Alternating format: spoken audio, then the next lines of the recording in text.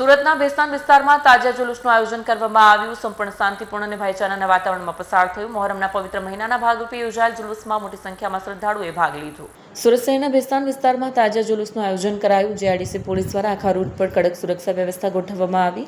Police બંદોબસ્ત ઉપરાંત traffic વ્યવસ્થાપન અને તબીબી કટોકટી સેવાઓ પણ તૈનાત રાખવામાં આવી, જેથી કોઈપણ પ્રકારની અણઘટને અટકાવી શકાય છે. જુલુસ દરમિયાન શાંતિ, ભાઈચારો અને એકતાનો સંદેશ ગુંજ્યો.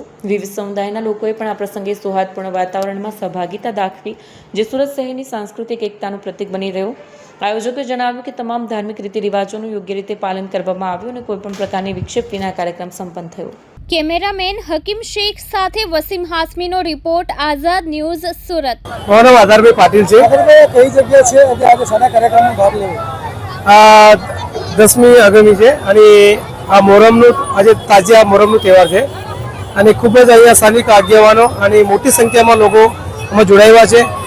અને આજે પટેલ ઓટો અને ઇનુસ હોસ્પિટલ અને યુથ કોંગ્રેસ દ્વારા જે તાજા કમિટી જે તાજા લઈ જાય છે એમના માટે ટ્રોફી આપે છે અને સન્માન વધારે છે.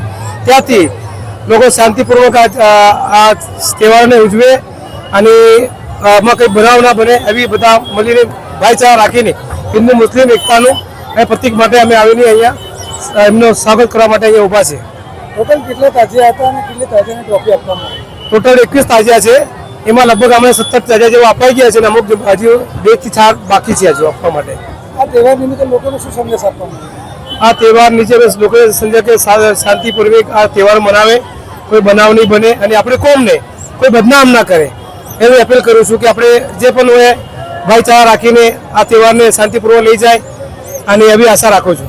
આજ રોજ સુરત શહેર પોલીસ વતી જે બંદોબસ્તનું આયોજન કરવામાં આવ્યું છે તેમાં ઊન ભેસ્તાન વિસ્તારમાં તાજિયા કમિટી દ્વારા અમારું સ્વાગત કરવામાં આવ્યું, તે બદલ તેમનો આભાર વ્યક્ત કરું છું. અને જે તાજિયા 1, 2, 3 જે સૌ પ્રથમ હોળી બંગલા પહોંચ્યા હતા તેમને ઇનામ પણ અત્યારે અમારા તાજિયા કમિટી વતી તથા ભેસ્તાન પોલીસ વતી આપવામાં આવ્યું છે. તથા અમે આશા રાખીએ છીએ કે અત્યારે પણ જેટલી ઝડપથી બને એટલી ઝડપથી હોળી બંગલા સુધી પહોંચે. તમારા માધ્યમથી બધાને અત્યારે તાજિયાની શુભકામના અમે પાઠવીએ છીએ અને શાંતિપૂર્ણ રીતે, કોમી એકલાસને રીતે આ તહેવારની ઉજવણી થાય તથા ટ્રાફિકના નિયમોનું પાલન કરે. કોઈ પણ ડીજેના ઉપયોગ વગર, કોઈ ઉશ્કેરણીજનક સૂત્રોચ્ચાર વગર શાંતિથી પોતાના રૂટ ઉપર કરે અને તહેવારની ઉજવણી કરે એવી અમારી શુભેચ્છા છે. આ અત્યારે જે ભેસ્તાન પોલીસ સ્ટેશનની વાત કરું તો ટોટલ 180 પોલીસ હોમગાર્ડના જવાનો બંદોબસ્તમાં લાગેલા છે.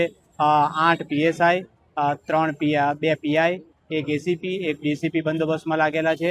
આ સિવાય સચિનમાં પણ 1 તાજિયા છે, 3 તાજિયા ડિંડોલીમાં પણ છે. આમ ટોટલ 25 તાજિયાના બંદોબસ્ત ઝોન 6 વિસ્તારમાં લાગેલો છે.